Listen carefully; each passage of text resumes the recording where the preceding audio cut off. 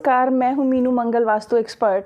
और आज आपसे शेयर करने जा रही हूं बच्चों के बिहेवियर को कैसे ठीक करें, उसके क्या कारण हैं और वास्तु में इसका क्या समाधान है। जो हमारे घर की एंट्रेंसेस हैं वो 50% रोल प्ले करती हैं। तो सबसे पहले हमें चेक करना है हमारी एंट्रेंस किस दिशा में पड़ रही है। अगर वो नॉर्थ में आ रही है तो नॉर्थ की N2 की एंट्रेंस जेलसी देती है। जेलसी बच्चे खुद करने लगते हैं या दूसरे बच्चे उनसे जेलस होने लगते हैं। दूसरी एंट्रेंस अगर हमारे घर की ईस्ट में है और ये E5 पार्ट में आ रही है तो बच्चे का जो स्वभाव है वो अग्रेसिव हो जाता है। तीसरे, अगर हमारे घर की एंट्रेंस साउथ साइड में है और ये S1 पार्ट में आ रही है तो पिता पुत्र में मनमुटाव बना रहता है। जो फादर चाहते हैं वो बेटा नहीं करता, इस वजह से बच्चे का स्वभाव एग्रेसिव होता चला जाता है। चौथे, W6 की एंट्रेंस जो वेस्ट पार्ट में पड़ती है, अगर उस पार्ट में हमारे घर की एंट्रेंस है तो बच्चा डिप्रेसिव हो जाता है, क्योंकि वो असुर एनर्जी फील्ड है जिससे बच्चा सुर में नहीं रहता और उसका स्वभाव इस तरह से जिद्दी और एग्रेसिव होता चला जाता है। उसके बाद हम चेक करते हैं बच्चों के सोने के स्थान कहाँ पर हैं। अगर बच्चे का सोने का स्थान नॉर्थ वेस्ट में है, नॉर्थ वेस्ट का एरिया मून गवर्न करते हैं जो मूड स्विंग्स देते हैं।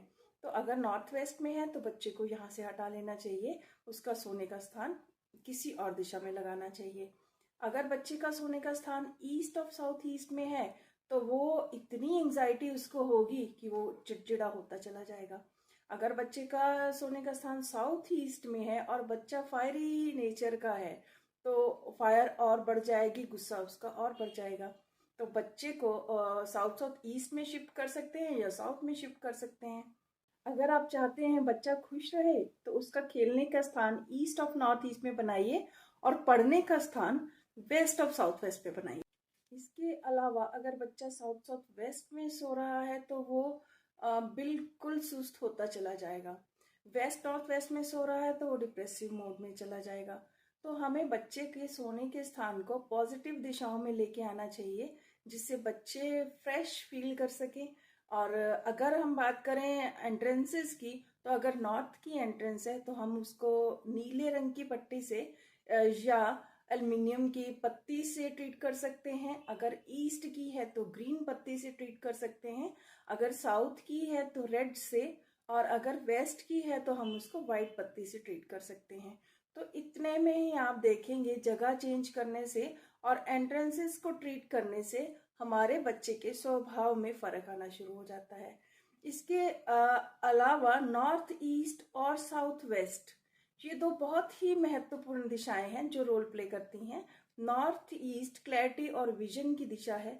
अगर बच्चे का माइंड क्लियर है तो वो बहुत ही अच्छा सोचेगा और खुश रहेगा। और दूसरे, वहाँ पर लाल रंग नहीं होना चाहिए। साउथ वेस्ट की बात करें तो साउथ वेस्ट रिलेशनशिप की दिशा है। अगर वहाँ पर लाल रंग आ गया तो उसके रिलेशन बच्चों से या हमसे खराब होने शुरू हो जाएंगे। तो इन छोटी छोटी बातों का ध्यान रखें और अपने बच्चे के आक्रामक बिहेवियर को कंट्रोल करें और बच्चों को खुश रखें। वास्तु का इसमें बहुत बड़ा योगदान है। तो इस तरह से आप वास्तु की सहायता से अपने बच्चों को समाधान दे सकते हैं। फिर मिलते हैं किसी और टॉपिक के साथ। Thank you.